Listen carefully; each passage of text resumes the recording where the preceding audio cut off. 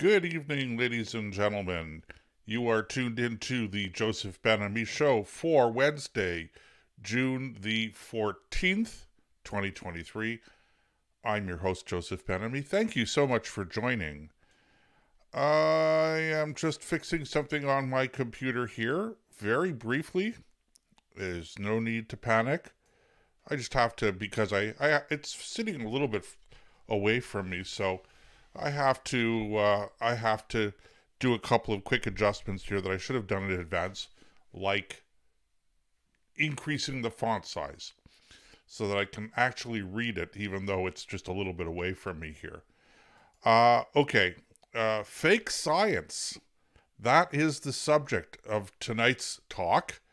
But as always, before we get to that, I wanted to spend a few minutes going over some of the headlines that caught my eye that I thought might be of interest to you. Pierre Poilievre calling for Canada's public safety minister to resign over the Paul Bernardo prison transfer. Revelations around this. Now, as you know, we talked about this before. Paul Bernardo is a murderer, serial rapist. He and his wife at the time, Karla Homolka, kidnapped, viciously raped, murdered, and dismembered the bodies of two young ladies, one of whom was actually Karla Homolka's younger sister.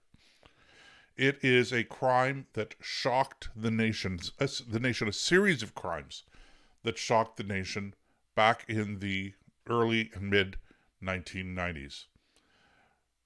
Eventually they were caught, they went to jail, and although Karla is now out, which is controversial in and of itself, Paul Bernardo is in for life.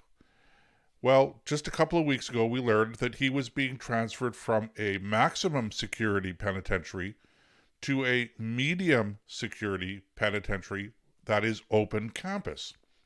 And this provoked a lot of outrage out there, a lot of complaining. And over the course of that, Canada's public security minister also expressed outrage and couldn't figure out how come he didn't know that this was going to happen, and he had ordered a review of the decision to let Paul Bernardo move to this lower security prison. Lo and behold, what we've just discovered is that, in fact, the minister's office was informed about this transfer. How long? Let me just see. Okay, I can't really see here. I'm reading about, I don't recall exactly how long now, but the information was relayed to the minister's office sometime before the transfer was made in a written memo. So the minister knew, or at least the minister should have known. Now, apparently what is coming out of this office now, this is Minister Mendicino, is they're saying that, yes, it turns out we had that memo, but his staff is saying that they didn't pass it on to the minister for his attention. As if that makes a difference. It shouldn't make a difference at all. This is a very big screw-up, and it doesn't matter whether the minister is personally responsible or not, whether he was guilty of some oversight or, in fact, his staff was. One way or the other, in our system, it used to be that when this kind of an egregious error was made in a minister's office, in the department, not just in the minister's office, it used to be that they would step down, that they would resign. It's called ministerial responsibility. You do not blame your staff. You do not blame the bureaucrats. You take responsibility for the performance of your staff and your bureaucrats within your department. That is what ministerial responsibility is. It doesn't mean that the minister himself did something wrong personally, but he has to take responsibility. And I have to tell you, that may not sound entirely fair, but trust me, it is a great incentive for ministers to pay close attention to what's going on in their department, to ensure that it runs effectively, efficiently, and that it discharges its duties appropriately. And that goes top to bottom, bottom to top.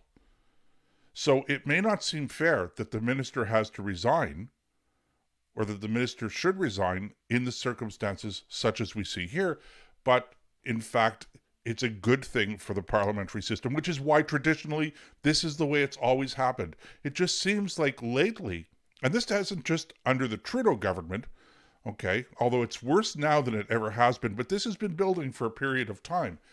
And it is bad for democracy. It's bad for our parliamentary system when a minister simply gets to shrug off whatever happened in his department and blame it on his underlings.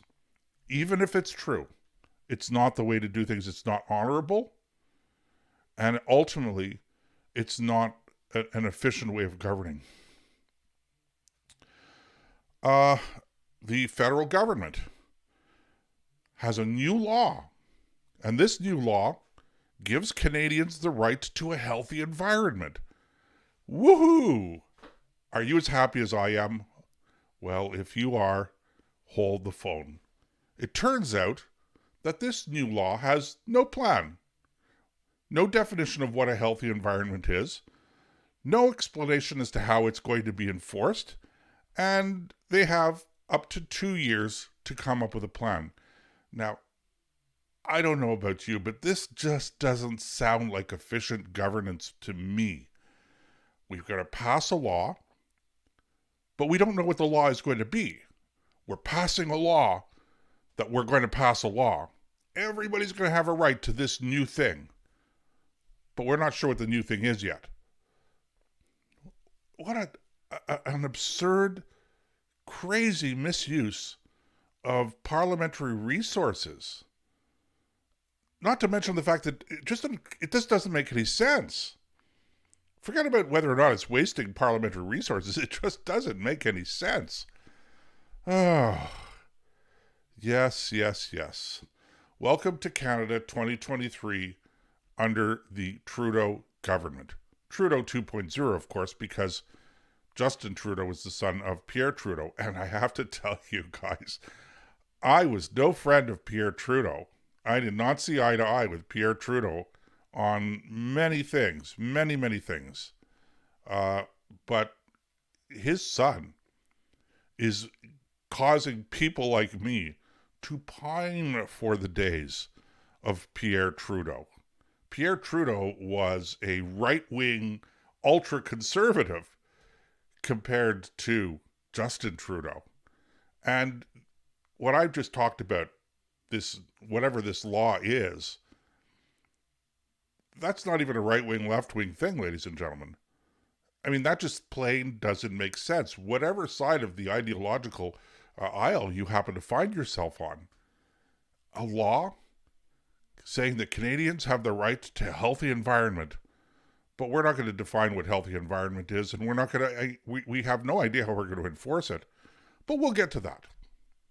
Well, if you're going to get to it, why don't you wait till you've gotten to it before you put it into law? That just doesn't make sense otherwise. Okay, we've beaten that horse to death.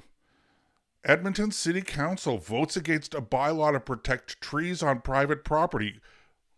Good for them. Good for them. After seeing bylaw after bylaw in city and town and village after city and town and village being passed, purporting to control what you do with the trees on your own private property. Okay, it's refreshing to see that at least in the city of Edmonton, and the city of Edmonton is no right-wing arch-conservative group. Edmonton regularly, in Alberta of all places, voters in Edmonton regularly return Liberal members of Parliament to the federal Parliament. So it's not a left-wing, right-wing thing here. It's basic common sense. Good for the city of Edmonton. Good for those councillors who voted against the bylaw. Their reasons for voting against the bylaw may not be entirely consistent with what we think it should be. There was a lot of discussion about ultimately what the price would be of trying to control this and have a bylaw and try to enforce it. And that probably factored into the decisions of some of the councillors. But whatever their reasons, I'll take it. Okay. You know what they say? You can't help being right for the wrong reasons. All right, switching to south of the border. Here is an interesting. You'll recall that yesterday we were talking about a woman in Ecuador who was awakened or who woke up in a coffin in the middle of her wake. And the coffin was sealed. She was knocking on the coffin in order for someone to open it to discover that she was actually not dead. That belongs in Ripley's Believe It or Not. But, you know, it's funny because that kind of thing happens a little bit more regularly than you might think.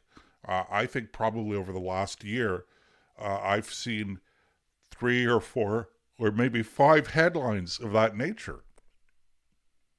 So it happens a lot more than we think. And these are just the ones we know about.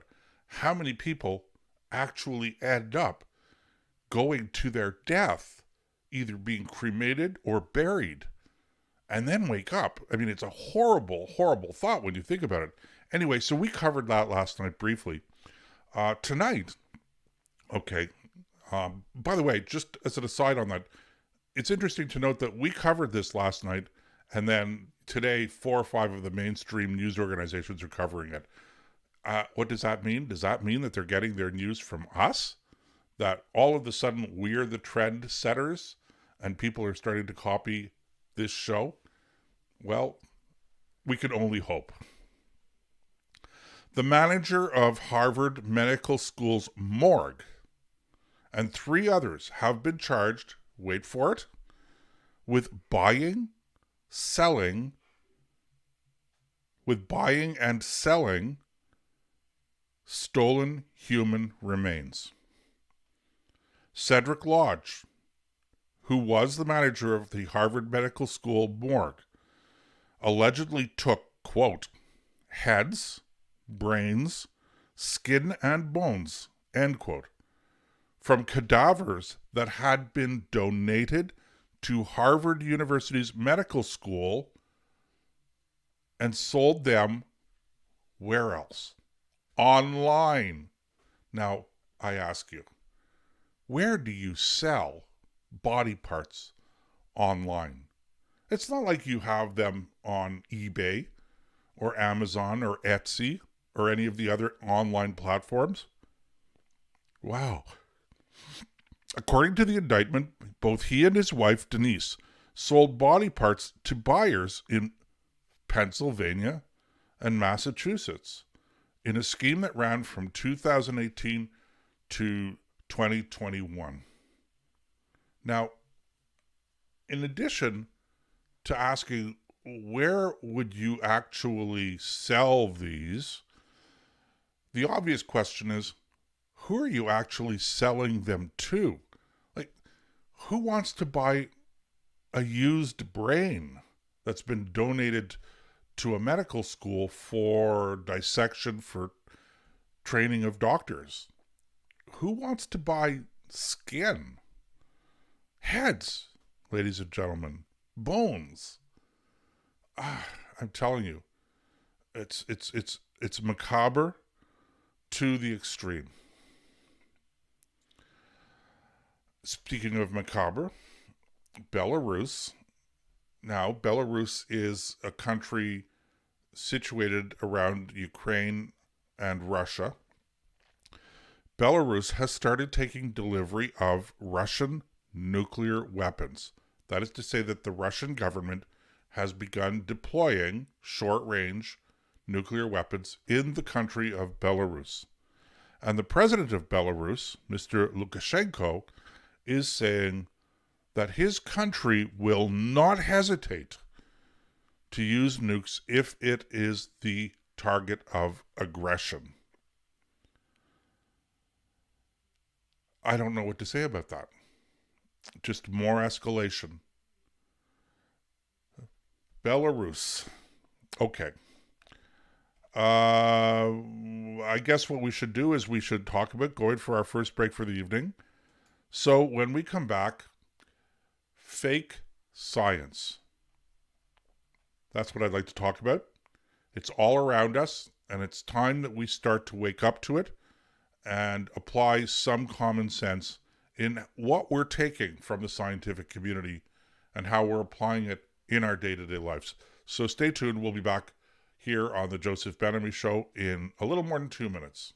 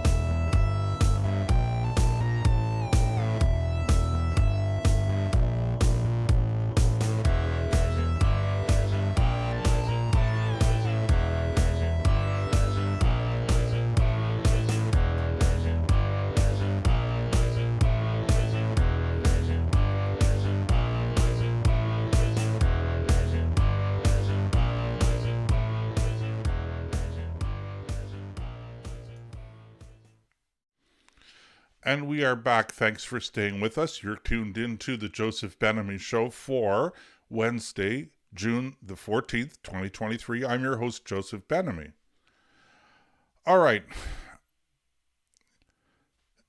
In 1993, the American economist Thomas Sowell wrote in his book entitled, "Is Reality Optional?"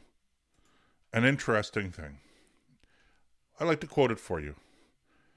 Quote, "Much of the social history of the Western world over the past 3 decades has involved replacing what worked with what sounded good in area after area. Crime, education, housing, race relations. The situation has gotten worse after the bright, new theories were put into operation. The amazing thing is that this century of failure and disaster has neither discouraged the social engineers nor discredited them." So Thomas Sowell wrote that in 1993. And as he said, the situation was getting worse, but he was referring really only to social policy. But really, is this limited to social policy? And I would like to suggest to you that we are in a crisis today. And the crisis today is surrounding what I call fake science. That is to say, the complete abandonment of standards in the use of the scientific method to research issues, including in the hard sciences, by the way. This has already been a problem for many, many years in the social sciences. I'll get to that in a second. But including in hard sciences, we see this problem creeping up more and more. Let me give you an example. Let me give you two very stark examples for today. Trans activists today, ladies and gentlemen, and their supporters are arguing that gender is nothing more than a social construct. It's subject to change in social attitudes. Now, I don't agree with that, but even if it's true, it still doesn't follow that the boundaries between sexes in places like toilets and change rooms should be abandoned. So the case, my friends, the case for eliminating those boundaries is predicated entirely on a health care basis. It's predicated on the belief that it's emotionally harmful for biological males, and you never hear this really about biological females who want to invade a male change room, interestingly enough. It's always biological males who seem to want to invade female change rooms. So biological males who identify as women, if they're forced to use men's facilities, that causes them some degree of emotional harm. And that assertion is made with all of the grand authority of scientific certainty. The science is settled, even though 5 minutes ago it wasn't. Now, just a cursory review of the research that's been done into this, because remember, this is being done under the authority of scientific research. But if you actually look into the research on this, and I have, that's why you like to listen to this show or watch it. The fact is that there's very little evidence, out there, because there's very little data that can be actually researched. There are two significant problems that keep on recurring. The first is, as I say, insufficient data to test the validity of the claim. In order to do that, you have to do a long-term study of the changes to the mental health of individuals who are now permitted to use women's facilities who were previously denied. And you have to do that over time. That's the first thing. The second thing is you have to do it in a way that effectively controls all of the other variables, or controls for all of the other variables that could contribute to the improvement or the deterioration of the mental health of these individuals. And that, my friends, is a completely, an incredibly almost insurmountable thing to overcome, obstacle to overcome. Because the number of variables are, well, we just don't know. You don't know what all of the variables are, because human beings are infinitely variable themselves. So you have internal variables, you have external variables. So you have to be able to control for those things in order to isolate the cause and effect that you're trying to study. And that's almost impossible in a case like this. But even if you could, the study is only valid, the research only is helpful if it's done over a longer period of time. You can't just take a snapshot 5 minutes after you've allowed somebody to do this and say, oh, their mental health is fine. So that's a problem with the research, and that's actually one of the reasons why there isn't a whole lot of research into this. And the so-called research that's been done to prove that this is a proper thing to do for mental health reasons, is, as I say, problematic from that point of view. So whenever you hear that the science is settled on this particular subject, don't believe it. I honestly don't know, I have my views. I am not making the claim today on this show that making men's change rooms available to biological women who consider themselves to be men, or vice versa, biological men who consider themselves to be women. I'm not saying that that's the wrong thing to do from a medical research perspective. My opinion is that it's wrong, but I'm not basing that opinion on scientific research because there is no scientific research on it. So I want to make that clear. If the research contradicts what I'm saying, if the research refutes what I'm saying, then I will have to reconsider my position on this. But I'm pretty certain that the research is not going to actually refute what I'm saying right now. But there's another problem here. And it's a problem that doesn't just exist when it comes to this whole question of the trans community. This is a problem that I'm going to talk about now that's permeating everything in public policy today that purports to be based on scientific evidence. And that is the insidious and, as I say, almost pervasive problem of committing the logical error, the logical fallacy of affirming the consequent when interpreting whatever data exists on whatever the subject is. So let me explain what that is. Affirming the consequent, by the way, that's sometimes referred to as, in logic, the converse error, is an argument where the consequent of a conditional statement is used to prove the truth of the antecedent. Now, okay, don't shut me off here. I'm going to explain that in better lay terms. Consider the following example. If the lamp were broken, I'm making a statement now. If the lamp were broken, the room would be dark. That's my statement. It's a conditional statement. If the lamp is broken, the room would be dark. If the lamp is broken, would be the antecedent. The consequent, or the consequence of the lamp being broken, is the room would be dark. So, you have the antecedent and you have the consequent. Now I'm going to make another statement. So first of all, remember, let's keep this in mind. If the lamp were broken, the room would be dark.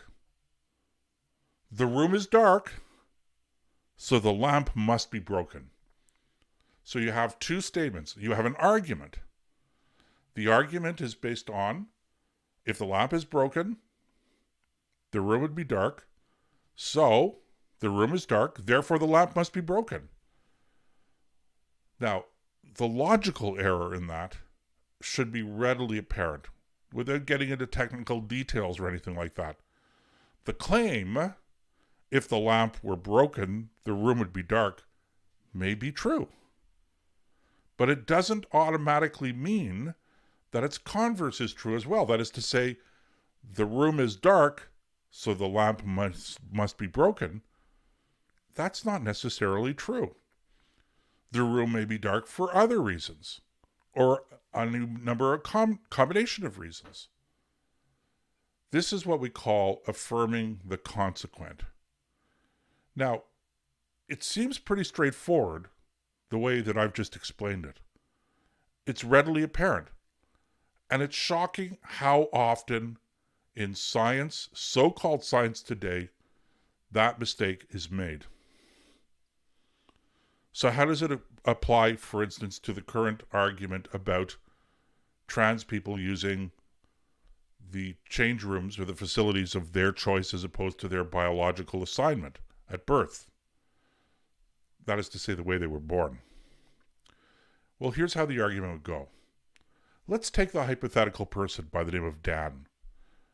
The argument goes like this. Denying Dan, who is a biological male, who claims to be a female, denying Dan access to women's change rooms might negatively impact his mental health. Okay.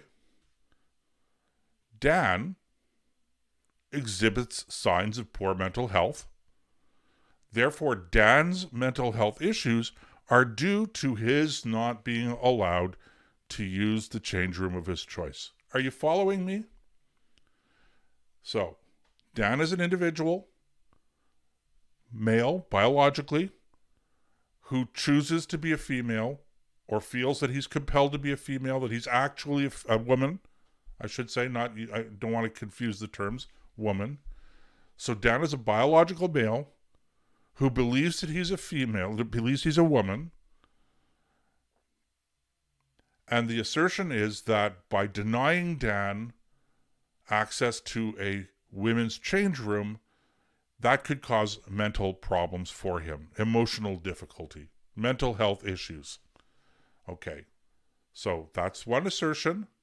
The other is we examine Dan and we discover that Dan has mental health issues. So we automatically make the conclusion that Dan's mental health issues are due to the fact that he's been denied access to women's change rooms. That basically boils down the argument completely. It's what advocates of open change rooms, for instance, that's what they argue. Stripped of its obfuscation, though, and what I'm going to call the pseudo-scientific claptrap around it, the fallacy of the argument, again, is readily apparent. Dan's mental health issues may be due entirely to other causes. In fact, it may even be the reason why Dan considers himself to be a woman in the first place, despite his biology. So it's really important to grasp this, ladies and gentlemen. There is no scientific evidence. Despite all of the talk about science, there is no research that supports the argument that Dan is being emotionally harmed, exclusively certainly, or even mainly, because Dan is being denied access to a women's change room. Now this, what I'm laying out to you, despite my personal feelings, let's be clear, the argument I'm making now, the scenario I'm laying out for you here, has nothing to do with what position you take on the question of men using women's change rooms or any of the transgender arguments that are going out there. I'm setting all of that aside, and I'm just looking at the credibility of the argument and the credibility of the science behind the argument. So this kind of mistake has infected, as I said earlier, every single nook and cranny, not just of the scientific community, but every area of policymaking that claims today to be evidence-based. So I'll give you another example. Climate change. But before I get into that example, we're going to go for our second break. So stay tuned. We'll be back in a couple of minutes here on the Joseph Ben-Ami Show.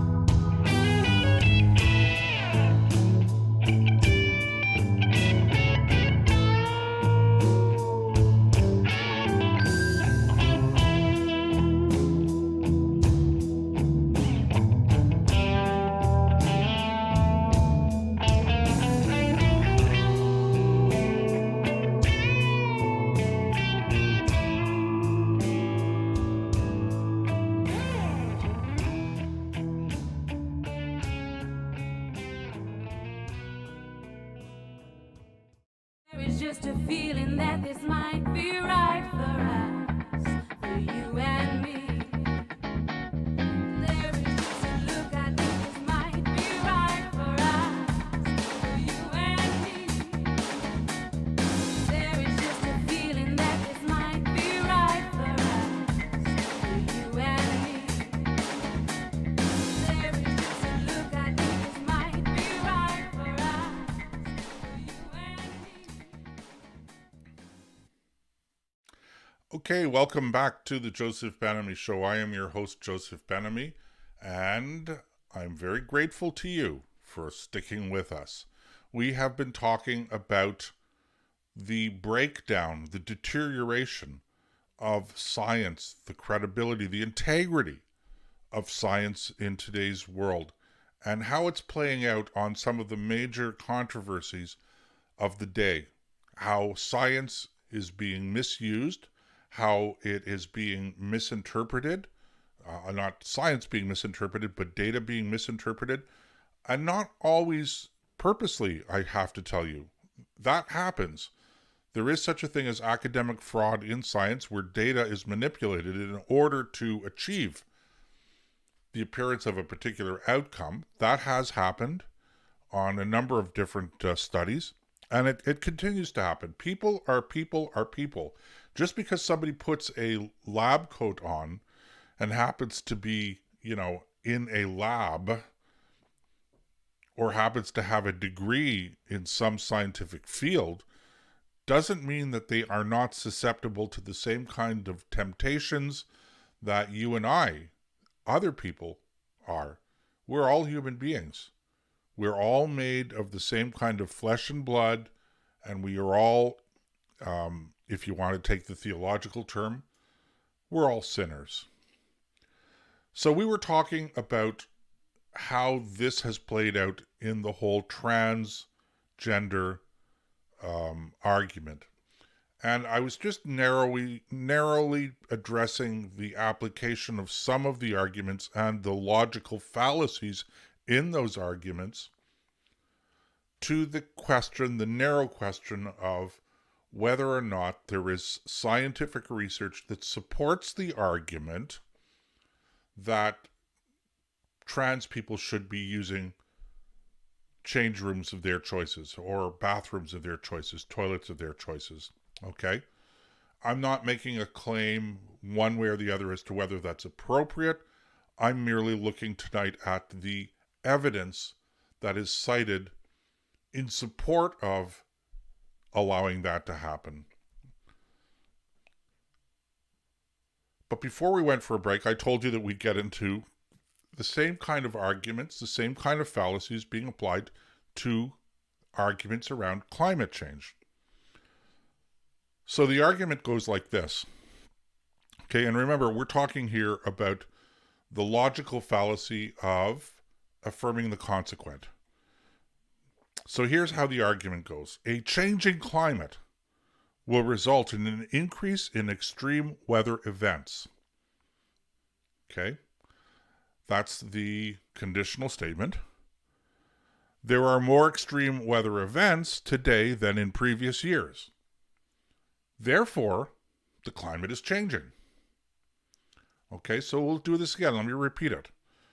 A changing climate will result in an increase in extreme weather events. There are more extreme weather events today than in previous years. Therefore, the climate must be changing.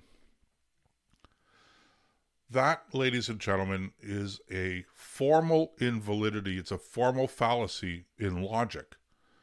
That is called affirming the consequent.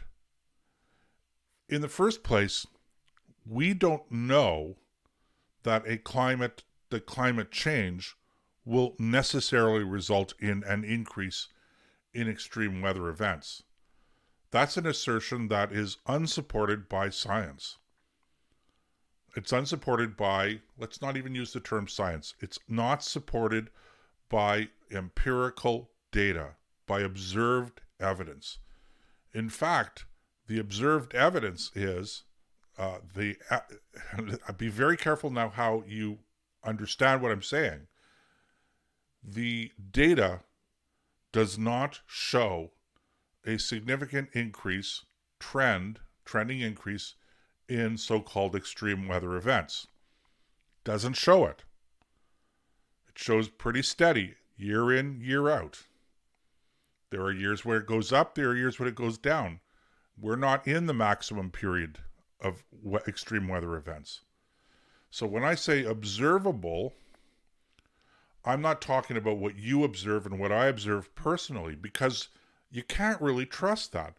Because once you have it in your mind, even if you don't believe it, once you have extreme weather events in your mind, because you've been hearing about them over and over again, then you are going to notice them more often. And you have the impression, the perception that those events have increased. So it's really very important that you don't trust what you're seeing per se. You have to trust what the data tells you. And what the data tells us is that it's not happening. And if you believe that it's happening, then you will notice every single event that happens, and that's called in psychology a confirmation bias. It's a very real thing. So you have to trust the data. The data actually doesn't support the argument that a changing climate will result in an increase in extreme weather events. But let's assume that it does. Let's assume that that is an accurate statement, that is true. Even if there are more extreme weather events today than there has in the past, does that prove that the climate is changing? And the answer to that is no. You cannot use that logical proof. It's a fallacy. So as I say, once again, the flaw in that reasoning should be readily apparent. There may be other causes of so-called extreme weather events, other than just climate change. And again, assuming that climate change is at cause, potentially. Some of these causes may have to do with local atmospheric conditions. Even the effects of climate change, if we want to get right down to it, depend on local conditions. For instance, who's to say that climate change and quote-unquote extreme weather events are going to occur everywhere, and that climate change is going to be a negative thing everywhere? We live in Canada. Here's an interesting observation that is not very popular and that you will almost never, ever hear. Canada is mostly Arctic or subarctic, our climate. The truth is, global warming probably is good for Canada.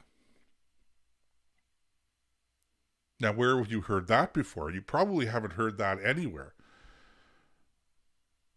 So, okay, forget about Canada. What about Greenland? Global warming probably is good for Greenland. So even the argument that climate change is bad, that global warming, if that's what we're talking about with climate change, is bad, it doesn't follow automatically that it's bad everywhere for everybody. So even that depends on local conditions. Notwithstanding these reasonable, if uncomfortable, questions that get asked, weather today is everywhere interpreted through the lens of climate change theory. And then that interpretation is turned around and used as proof of the validity of the theory. Okay, well, ladies and gentlemen, that's not science. It's not even logical. If you were making that kind of an argument on a logical basis in a class in logic, in a class in critical thinking, in university, first year university, you'd fail the class. Interestingly enough, if you were applying that argument or that argument structure, and you were claiming that it was a good argument when in fact it's not, but you were doing it in using a formal presentation of logic, your professor would never accept it. But if you walked into the same class today and you started spouting off the same quality of argument, but instead of using the symbolic presentation that is used in logic, you simply made the argument for climate change or made the argument about transgender bathrooms, etc., okay, you'd probably be accepted, even though the argument is as fallacious as it would be if it was simply presented using the logic symbolism. I don't know, ladies and gentlemen, it just seems so crazy to me these days. And that's really what it comes down to. Look, genuine science is not about positing a plausible theory. Okay? I put on my lab coat. I have 37 different titles: doctor, professor, MD, BSc, PhD, whatever you want to call it, okay? I've got all kinds of acronyms surrounding me, before my name, after my name, whatever. I might be the top scientist in the world in terms of being recognized by everybody else. But that doesn't make my theory scientific. What makes a theory scientific is that it has to be able to withstand a ruthless search for its errors. That is how you test the validity of a scientific theory. You posit a theory, and then you subject the theory to a rigorous examination, not looking for elements that prove its truth, but searching ruthlessly for elements that disprove its truth. You're looking for errors. You're not looking for confirmation. That is how real scientific research is conducted. Real scientific research consists of seeking evidence that a theory is wrong, not that it's right. I know it sounds a little counterintuitive, but that's the scientific method. But in today's pseudoscientific world, facts that contradict the theory are ignored regularly, and skepticism, which used to be the hallmark of good science and a good scientist, is punished. And that's a huge problem. So this goes far beyond what Thomas Sowell wrote about in 1993. Let me read his quote again. Much of the social history of the Western world over the past 3 decades has involved replacing what worked with what sounded good. In area after area, crime, education, housing, race relations, the situation has gotten worse after the bright new theories were put into operation. The amazing thing is that this history of failure and disaster has neither discouraged the social engineers nor discredited them. In fact, any time that there's a problem with the operation of a theory, it means there was a problem with the theory. How many times have you heard this statement, ladies and gentlemen? Well, it worked in theory, it just didn't work in practice. No. If it didn't work in practice, it doesn't work in theory. The fact that it didn't work in practice invalidates the theory. It's not rocket science. And so when it doesn't work in practice, you don't go, oh, we've got to keep pushing and forcing that theory until we get the practice right. No. You go back to the theoretical drawing board and you say, it's not working. What is wrong with our theory? All right. We're going to have to go for another break. I have to massage my temples and relax. Stay tuned. We'll be back in a couple of minutes here on the Joseph Ben-Ami Show.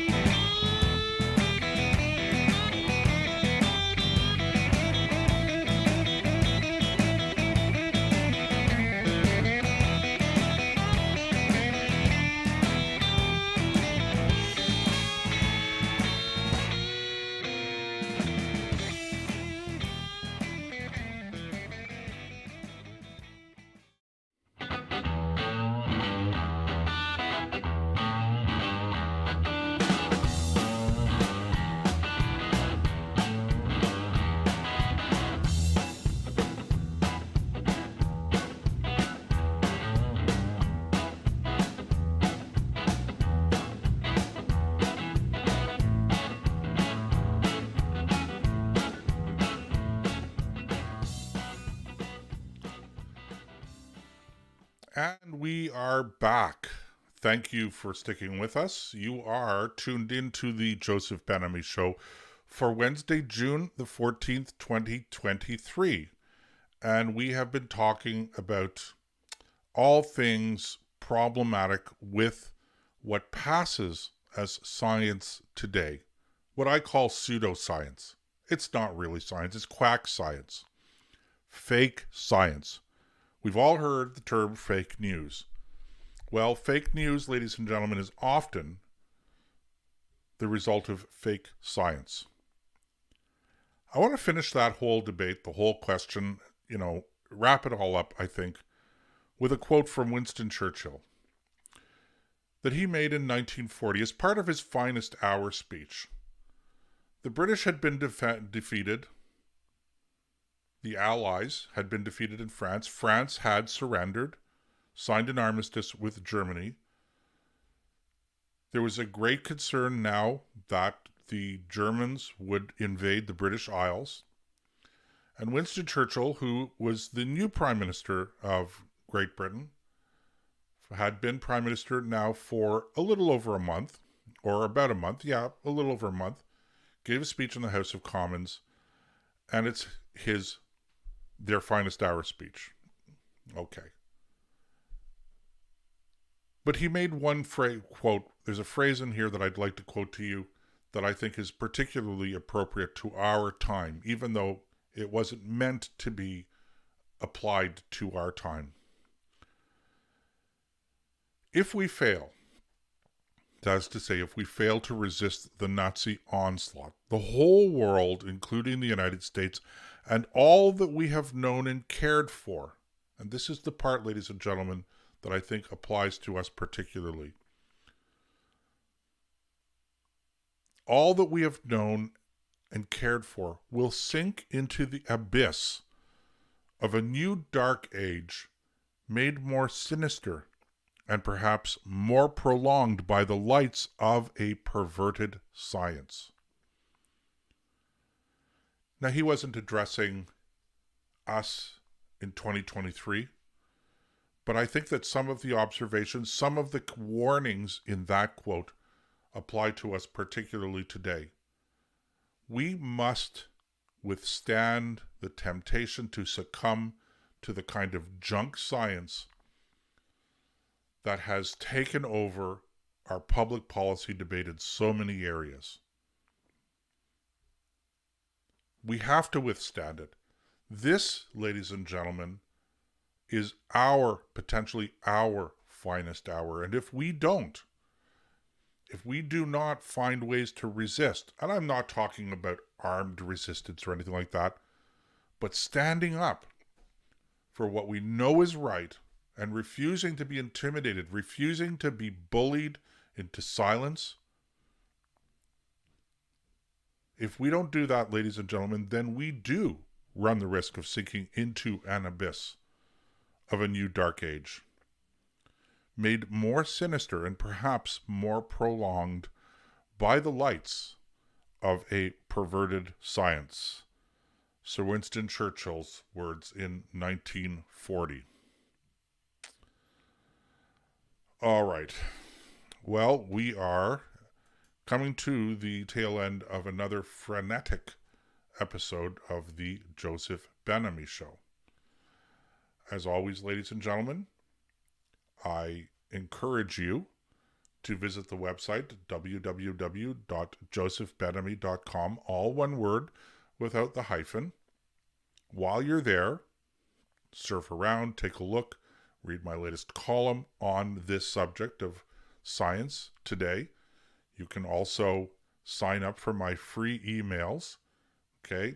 Don't give that list to anybody. We do not share the list with anybody. It doesn't cost you anything.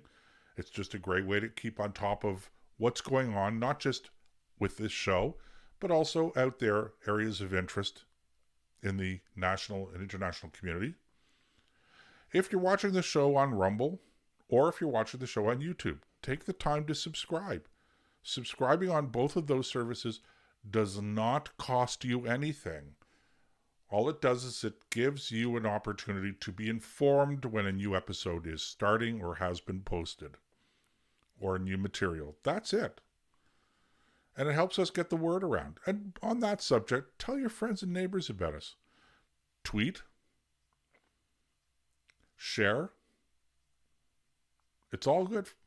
All goes to the great place, keeping us informed, keeping me in business, keeping you in business. Any event, I appreciate you tuning in, and we will catch you tomorrow night, same time, same place, on the Joseph Banami Show, where we speak truth to power and anyone else who would care to listen.